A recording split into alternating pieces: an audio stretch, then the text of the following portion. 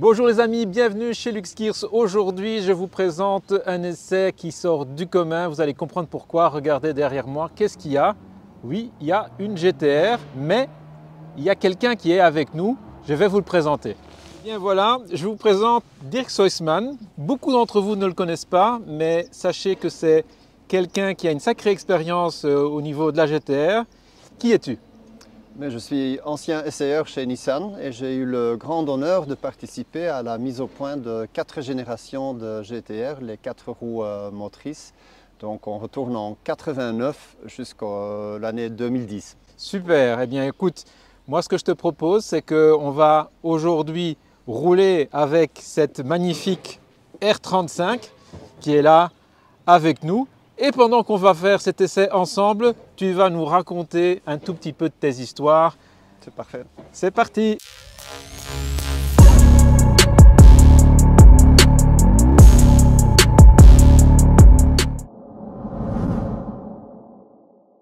Alors nous voilà installés à bord de la GTR R35. C'est une vieille connaissance pour toi, je suppose. Oui, tout à fait. Et bon, avant de rentrer dans le vif du sujet, on va peut-être vite dire comment est-ce qu'on s'est rencontrés. On s'est rencontrés il y a très longtemps. Hein. Mais on a un copain en commun. Exactement. Stéphane, et c'est via Stéphane qu'on s'est rencontrés, je pense, lors d'une Ouais. journée circuit à Folembray. Je pense bien que c'était ça Ou le aussi. ring. Ou le ring, un des deux. J'hésite, je ne sais plus. Ouais. Tout ce que je sais, c'est que j'étais là parce que à l'époque, je venais d'acquérir une RX-7 qui avait Ouais. impressionné Stéphane et il Ouais. m'avait dit tu dois absolument venir rencontrer mon ami Dirk qui est pilote, Très bien. qui est pilote d'essai chez Nissan Ouais. et qui roule en GTR. Et moi, à l'époque, je découvrais Ouais. un peu les... Enfin, j'étais toujours déjà fan de voitures, mais je découvrais ces voitures sportives japonaises. Et donc, j'ai fait la connaissance de Dirk à ce moment-là. Et puis, je crois, quelques mois plus tard, on s'est encore retrouvés, mais à Oui. ce moment-là, Sur le ring. sur le ring, le Oui. Nürburgring, la Nordschleife. Et j'ai eu la chance immense, je suis désolé les amis de vous le dire, mais j'ai été en passager avec Dirk dans une Sur le GTR ouais. R33 Mhm. V-Spec Oui. sous la pluie. Oui.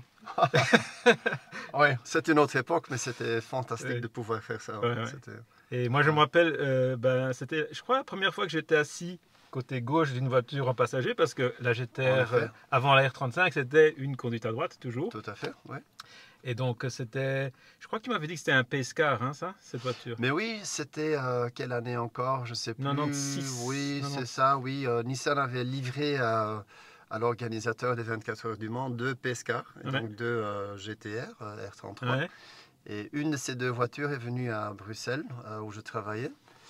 Et donc, je pouvais l'utiliser, j'avais la clé, on m'a donné la permission. de Génial, l'utiliser. il avait la clé de la Ouais. GTR, Ouais, vous vous ouais, rendez ouais, compte? ouais. Et C'était donc, un privilège. Hein.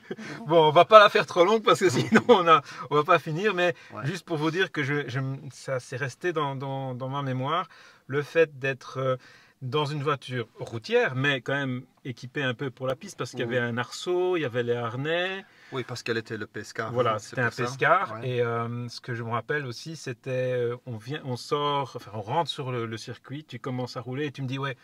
Aujourd'hui, il pleut, je vais pas aller très vite, je vais te montrer les Faut capacités de pas la prendre voiture. de risques. Et en fait, au premier virage, je me dis, bah, on va sortir. Parce que je dis, mais il va beaucoup trop vite.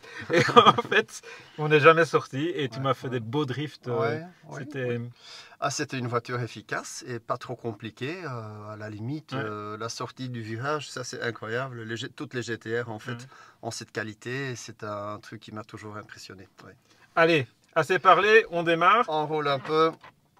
Bon, alors Mais déjà, il y a 10 ans que je n'ai pas roulé en GTR. 10 ans, Ouais, sérieux. ouais, honnêtement. Ouais. Waouh.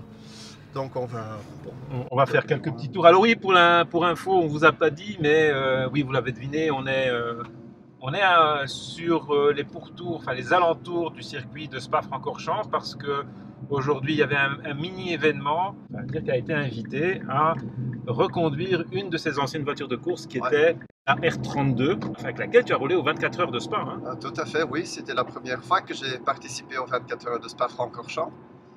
J'avais entendu donc dans le centre technique où je travaillais que Nissan allait venir avec 2 voitures. Et donc je n'ai pas hésité une seconde. J'ai tout de suite été voir mon chef pour savoir comment je pourrais éventuellement avoir accès. Et donc, après X semaines de discussions, etc., et de contact avec les bons départements, ils m'ont donné la permission de rouler avec 2 Japonais. Et donc, ma première fois aux 24 heures et sur une voiture officielle, donc c'était un grand privilège. Et donc aujourd'hui, le Suédois collectionneur qui a racheté la voiture a pris contact pour venir raconter des histoires, etc. Donc c'est vraiment un privilège de faire tout ça. Et donc c'était vraiment une belle coïncidence parce que, pour la petite histoire, la semaine prochaine, puisqu'on est une semaine avant, on va avoir une mini-conférence à Luxembourg où Dirk est invité. Il va venir nous raconter toute cette histoire GTR chez Nissan qui a duré combien d'années? Une vingtaine d'années Mais chez Nissan, j'ai été employé pendant 13 ans.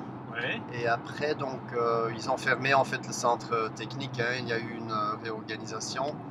Monsieur Ghosn, Carlos Ghosn, il n'a pas eu le choix. Il y avait l'alliance avec Renault, etc.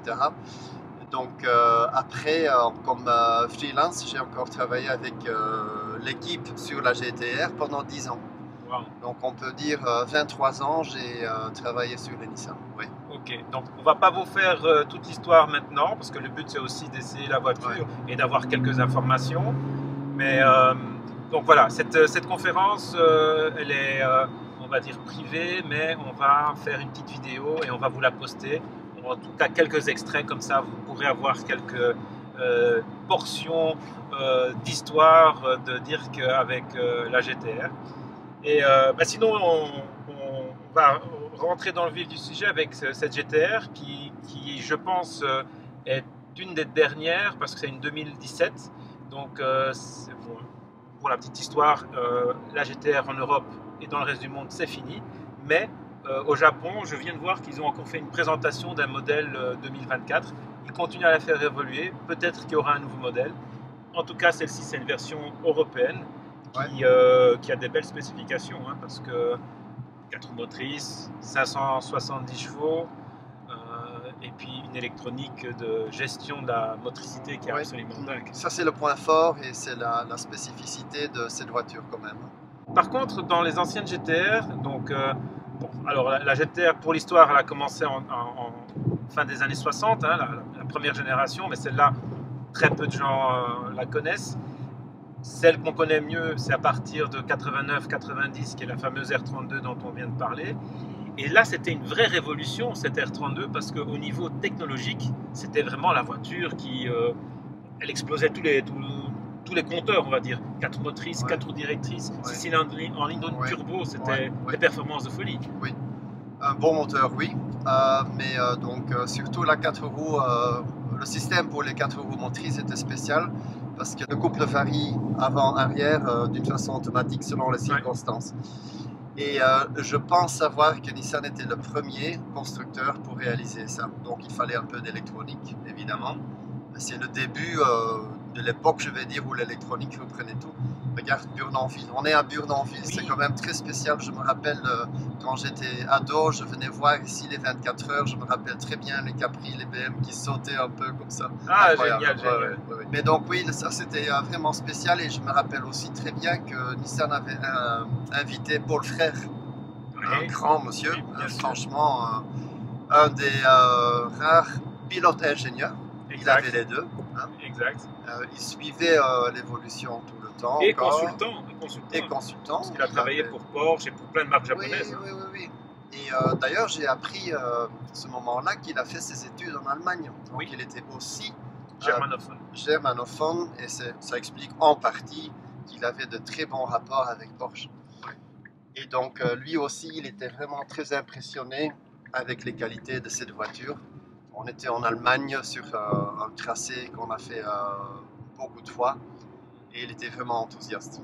Raconte-nous un petit peu le fameux chrono que tu as fait au Nürburgring. Parce que, alors, je ne sais pas si c'est un record officiel ou officieux, mais apparemment, tu as été le premier pilote à passer sous la barre des 8 minutes avec une voiture de route. Oui, ça aussi, ça a été un honneur de pouvoir faire ça. C'est donc à la fin du développement de la R33, on a essayé de faire un temps et le but était de descendre en dessous de 8 minutes. Donc en théorie, il savait que ça serait possible Et donc, comme j'avais fait beaucoup de tours et que je connaissais bien la voiture, ils m'ont demandé de faire ça. Et on a donc réussi de descendre, mais tout juste, hein, de quelques dixièmes, je crois, Oui, en dessous de la exact. barre des 8 minutes. Mais il y a eu beaucoup de discussions là aussi parce qu'il n'y a personne qui a pu refaire ce temps. Et donc, il y a notamment Porsche, ils ont dit wow, c'est pas possible, que c'était une voiture standard, etc. Et là, il y a des discussions, mais quand on change la pression des pneumatiques, est-ce que c'est standard ou pas? Donc, il y avait plus de pression de turbo, D'accord. donc j'avais plus de puissance, oui. Et en plus, les géométries et surtout les programmes pour les 4 roues motrices étaient ajustés à mon style et mon D'accord. goût. Et donc, ça rendait la voiture un peu plus efficace. Mais il n'y avait pas de pièces qui ont été C'était une changées. voiture d'origine en fait. Oui, Voilà. voilà, c'est ça. Donc là, est-ce que on peut interpréter quoi. Ouais, Hein, mais c'était quand même une belle performance pour cette époque. Et absolument. c'était sans grand problème. Et Et c'était un tour, oui, quand c'était même. en quelle année ça? 94. Octobre 94, oui. Donc oui, parce que moi je me rappelle, ben, j'ai commencé à aller à la Nordschleife en 95-16 grâce à Stéphane dont Oui, on a parlé. Et quand je vois la différence de rythme entre à l'époque et aujourd'hui, ça n'a plus rien à voir. ouais. Pour te dire, j'ai réfléchi à ça il n'y a pas longtemps. Il fallait une GTR R33 optimisée à ton pilotage pour passer sous les 8 minutes. Oui, Et aujourd'hui, une hot hatch du style Renault Mégane oui, RS ou Civic oui. Type R est largement en dessous. Oui, oui, oui, oui, C'est ça qui est fou, hein. oui, c'est vrai. Mais je crois qu'il y a une grande évolution dans la technologie pour les pneus. Ouais. Donc il y a sûrement plus d'adhérence. Et oui, si on fait des choix spécifiques pour, par exemple, avoir les bons rapports de boîte, avec le but d'être bon sur le ring, ça peut aider. Tout ça s'ajoute. Euh, Et voilà, oui, c'est une évolution technique qui ne cesse pas. Hein. et puis il faut reconnaître aussi que les voitures actuelles sont tellement faciles à conduire. Parce Ouais, que moi, ça me choque quand j'ai l'occasion de rouler avec une voiture qui a 15-20 ans, ouais. de me rendre compte, ah, il y a du boulot. En fait, il faut Non, vraiment être concentré à ce mais qu'on c'est fait. vrai, ça s'améliore tout le temps. Je pense que les directions sont devenues beaucoup plus informatives, beaucoup plus faciles à contrôler parce Ouais. que la démultiplication a changé, c'est beaucoup plus facile maintenant, Ouais. etc. Donc il y a une évolution constante et Mhm. tant mieux.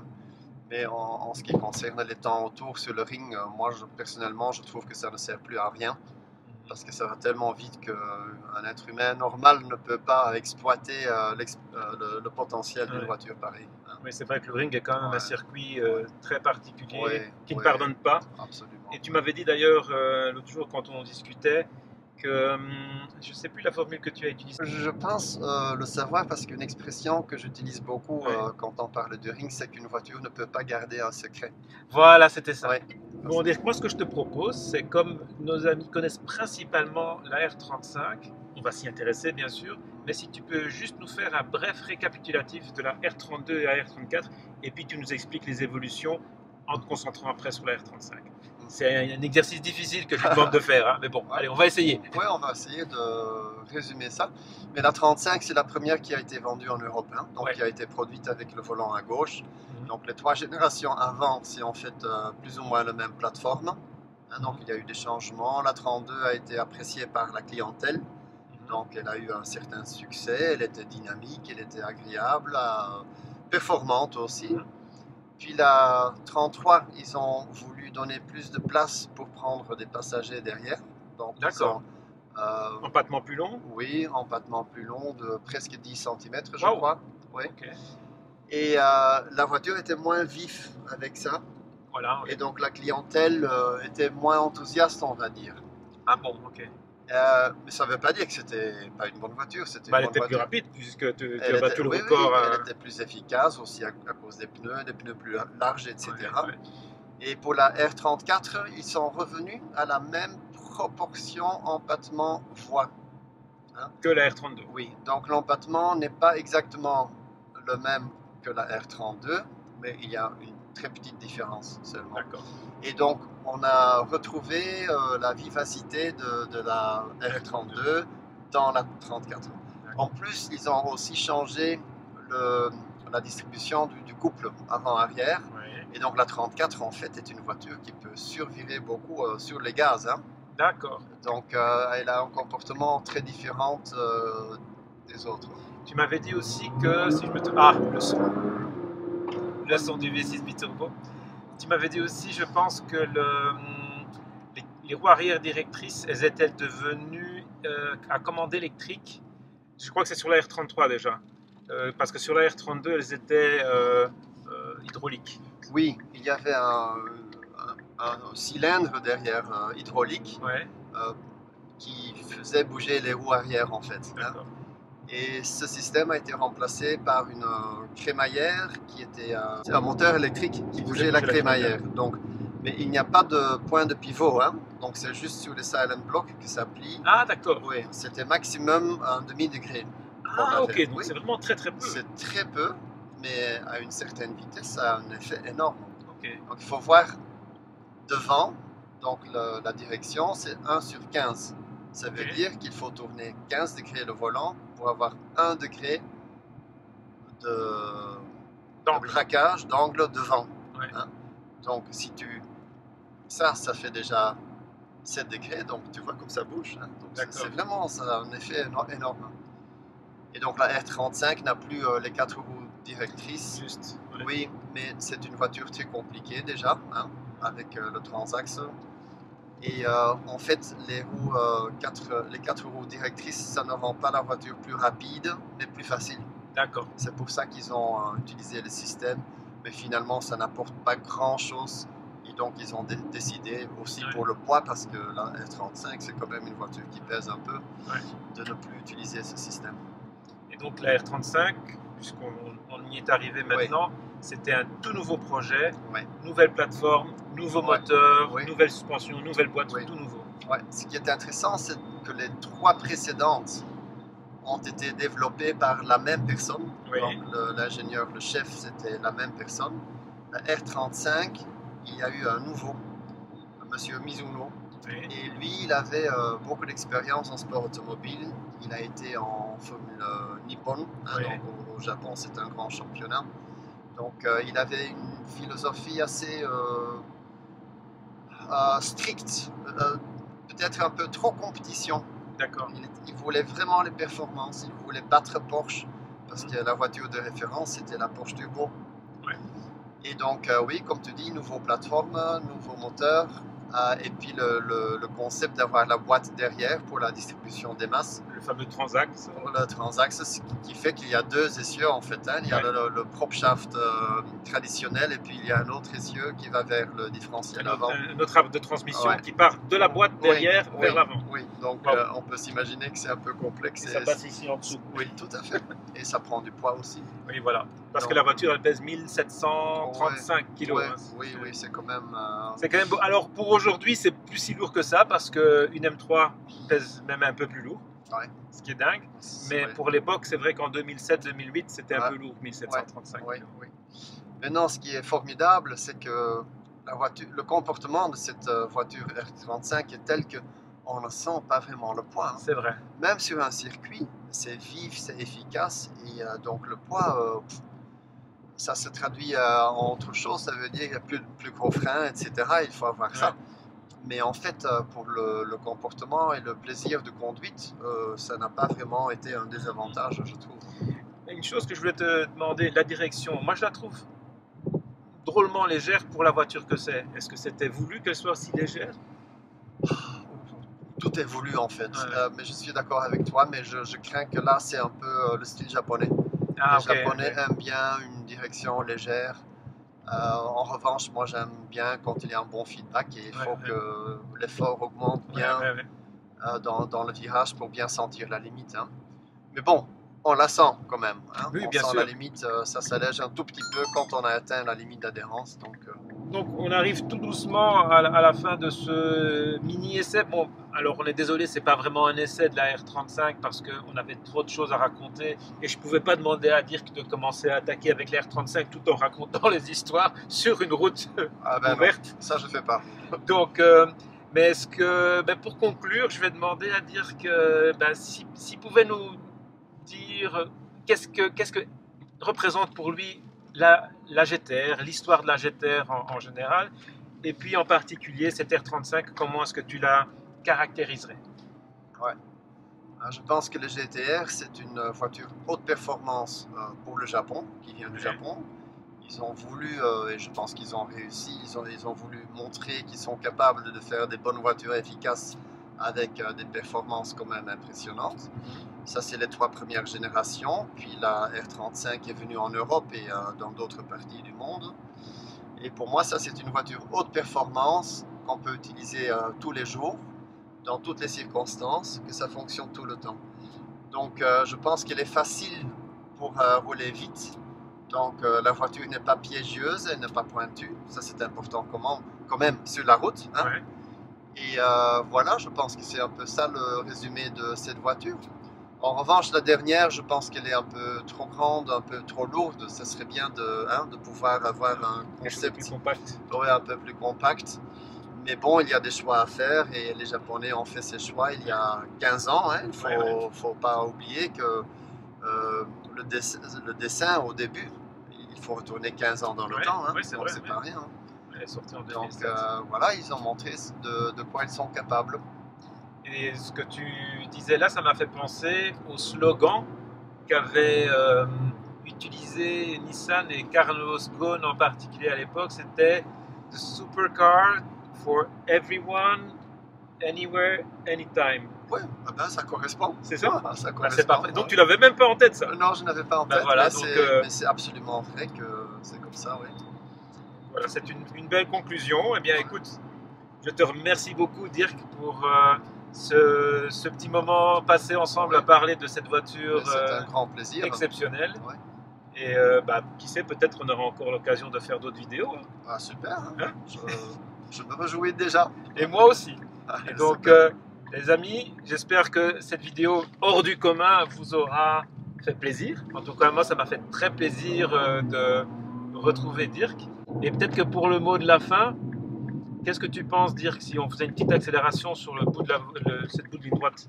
Oui, on peut ici, hein, parce que je laisse juste passer la voiture. J'aimerais voir, parce que ça c'est l'ancien virage des Combes. Hein. Oui, c'est l'ancien des Combes. Et là aussi, j'ai été dans les champs. Quand j'étais ado, j'ai vu les 1000 km, donc les sports prototypes qui passaient ici. Hein. J'ai ça en tête, comme si c'était hier. Hein.